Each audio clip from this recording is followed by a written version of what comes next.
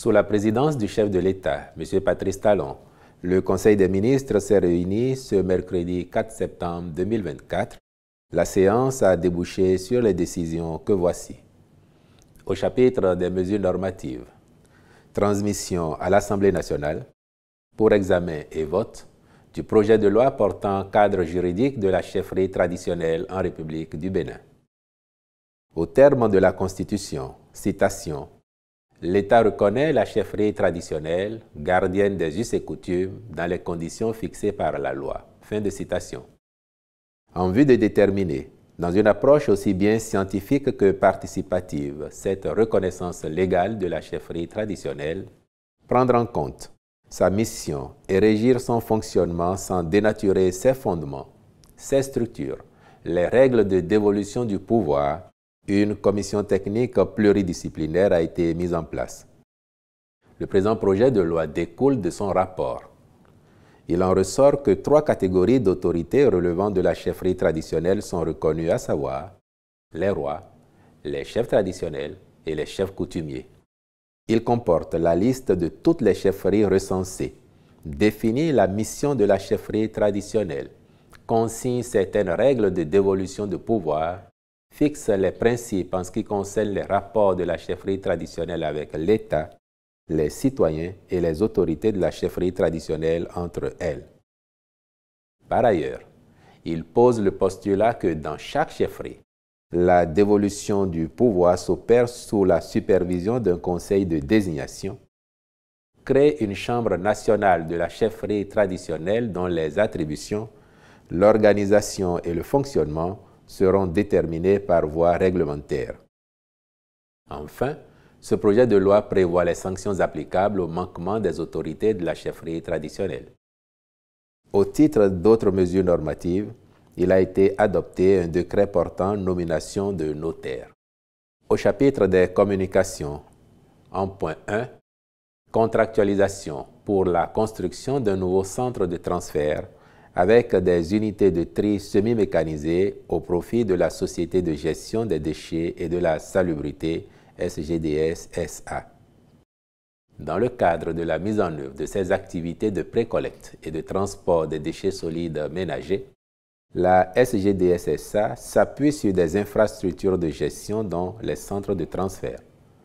Ils constituent des lieux de transit des déchets solides et ménagers collectés auprès des ménages du Grand Nokoué.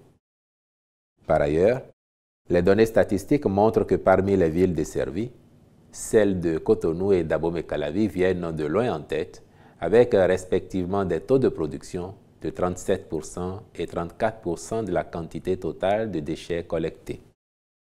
La ville de Cotonou a déjà bénéficié de la construction d'un centre de transfert qui favorise la réduction des coûts élevés de transport des déchets par des caissons à capacité réduite. Pour renforcer la modernisation de la gestion des déchets solides et optimiser les charges irrelatives, il s'est avéré pertinent de construire une infrastructure moderne de même nature dans la commune d'Abomey-Calavi. En point 2, agrément au Code des investissements. 3 entreprises, dont les projets généreront de nombreux emplois, ont sollicité l'agrément au régime incitatif du Code des investissements. L'examen de leurs requêtes a permis de les admettre au régime suivant. Régime des investissements spécifiques pour les sociétés. Arc Bénin SA, en vue de l'installation et de l'exploitation d'une unité de maintenance en carrosserie et d'un centre de formation professionnelle en carrosserie automobile à Cotonou. La réalisation du projet devant contribuer à combler le déficit de compétences techniques existant dans l'industrie automobile béninoise. ADIC Immobilier Sarl, pour l'installation et l'exploitation d'un centre d'affaires touristique intitulé Atrium. Ce projet de haut standing, prévu dans le quartier culturel et créatif de Cotonou, participe de l'amélioration de l'offre touristique dans le but de renforcer les capacités d'hébergement pour les potentiels investisseurs étrangers. Le régime A, pour la société Afrique Oil and Feed Processing Sarl, pour l'implantation et l'exploitation d'une usine de production d'huile et de farine de soja à Siraru, dans la commune de Ndali. En point 3, Contractualisation pour la mission de conception et de réalisation de la pépinière du Grand Nokoué. Dans le cadre de la réalisation des grands projets en vue de l'aménagement équilibré du territoire, le gouvernement met en œuvre une nouvelle approche consistant à intégrer systématiquement la composante aménagement paysager. De fait, les besoins sur l'ensemble des projets en cours de formulation avec cette composante renforcent la demande en végétaux, d'où la nécessité d'augmenter les capacités de production. À cet effet, les diligences effectuées ont permis de mettre en place un programme de construction de la pépinière qui prévoit la réalisation des infrastructures pouvant permettre de produire environ 600 000 plants annuellement. En point 4, contractualisation pour la poursuite des travaux de réhabilitation et d'aménagement du musée Akabaïdena de Kétou.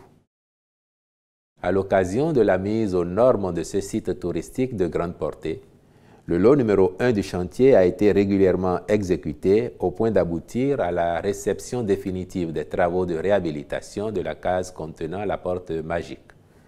Quant au lot numéro 2, il doit faire l'objet d'un nouveau traitement en vue de préserver les infrastructures en place et les mettre à l'abri des dégradations liées notamment aux intempéries.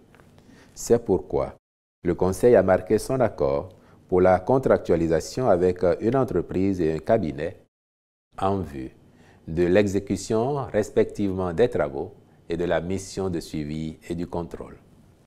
Au chapitre des rencontres et manifestations internationales, enfin, ont été autorisées l'organisation à Cotonou du 16e Forum des usagers de l'Organisation européenne pour l'exploitation des satellites météorologiques en Afrique du 16 au 20 septembre 2024, de la 18e conférence annuelle de l'Alliance pour le cajou africain du 17 au 20 septembre 2024, de même que la participation du Bénin à la 29e conférence des parties COP29, à la Convention cadre des Nations Unies sur les changements climatiques à Bakou en Azerbaïdjan du 11 au 22 novembre 2024. Je vous remercie.